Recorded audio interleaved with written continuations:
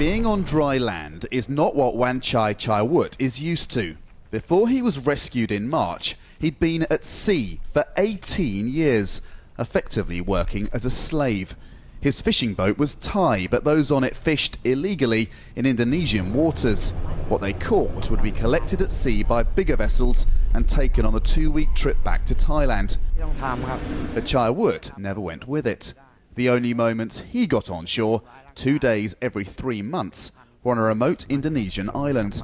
His pay, about $300 a year. I was a slave. I was forced to work. I was told to do this and do that.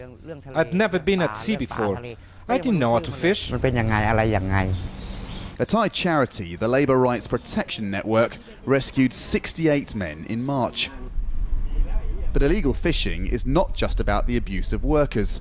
According to monitors with the European Union, serious shortcomings in Thailand's inspection systems means unsustainable overfishing too. In late April, Thailand was given 6 months to turn things around or face a ban on its exports to the EU. It's boats like these that bring fish to the Thai shore. The trouble is, it's often unclear where those fish were caught, so whether a particular catch is legal. Thailand's seafood exports are worth about $8 billion a year. About $1 billion worth is sold to Europe. Losing that market would hurt. To try to prove it's taking the warning seriously, Thailand's military government has put its navy in charge of a toughened-up monitoring process, with more checks on boats, GPS tracking of bigger vessels, and tougher penalties for those caught with workers or fish they shouldn't have.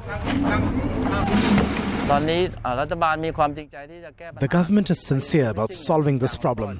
That's why the Navy is here. If the European Union isn't satisfied by October, we'll keep running this operation until it is. But not all are convinced. The Thai government is not doing enough. What they are doing is just the public relation. The European Union is being urged to make sure Thailand's efforts are genuine and effective. As for Chai Woot, after almost 20 years, fishing is all he now knows.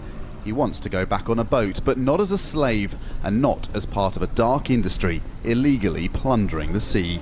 Andrew Thomas, Al Jazeera, Samut Sakhon, Thailand.